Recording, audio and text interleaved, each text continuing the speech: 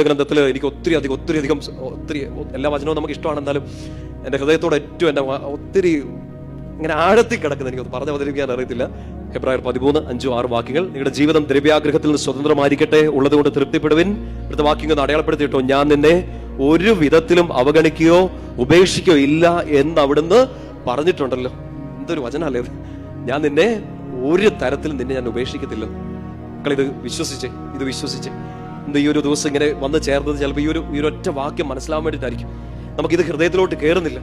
ചിലപ്പോൾ നമ്മളെ ഉപേക്ഷിച്ച് കളഞ്ഞവര്, നമ്മളെ പരിത്യജിച്ചവര്, നമ്മളെ മനസ്സിലാക്കാതെ പോയവര്, നമ്മുടെ സങ്കടത്തിന്റെ സമയത്ത് നമ്മുടെ കൂടെ നിൽക്കാത്തവരെല്ലാവരുടെയും മുഖം ഇങ്ങനെ തെളിഞ്ഞു നിൽക്കായിരിക്കും. പക്ഷെ നിന്നെ ഒരിക്കലും കൈവിടില്ല എന്ന് പറഞ്ഞ കർത്താവിന്റെ മുഖം മറഞ്ഞു നിൽക്കുകയാണ്. ഈ സങ്കടങ്ങൾ കാരണം കർത്താവ് നമ്മളോട് സംസാരിക്കുന്ന കർത്താവിനെ കേൾക്കാൻ നമുക്ക് പറ്റുന്നില്ല. ഈ 13-ാമത്തെ അധ്യായത്തിന്റെ 6-ാമത്തെ വാക്യം ഇങ്ങനെയാണ്: അതിനാൽ നമുക്ക് ആത്മധൈര്യത്തോടെ പറയാം, കർത്താവാണ് എന്റെ സഹായകൻ, ഞാൻ ഭയപ്പെടുകയില്ല. മനുഷ്യന് എന്നോട് എന്ത് ചെയ്യാൻ കഴിയും?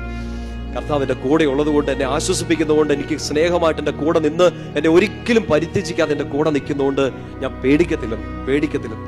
ഇപ്പൊ നിങ്ങൾ മനുഷ്യരെ ഭയപ്പെടുന്നുണ്ടാകാം, പിശാചിനെ ഭയപ്പെടുന്നുണ്ടാകാം, ഭാവി എന്താകും ഓർത്ത് ഭയപ്പെടുന്നുണ്ടാകാം. നിങ്ങളുടെ കൂടെ കർത്താവ് ഉണ്ടെന്നത് മറന്നുപോയാൽ അപ്പൊ വിറയ്ക്കാൻ തുടങ്ങും. ഈ ബോധമുള്ളവന് സഹനങ്ങളോ വേദനകളോ ഒന്നും ഇല്ലെന്നല്ല. സഹനങ്ങൾ ഉണ്ടാവും, വേദന ഉണ്ടാവും, കുലുക്കം ഉണ്ടാവും, പിടിച്ചു കുലുക്കും. പക്ഷെ നേരെ നിൽക്കും. സന്തോഷം. ഹല്ലേലൂയ.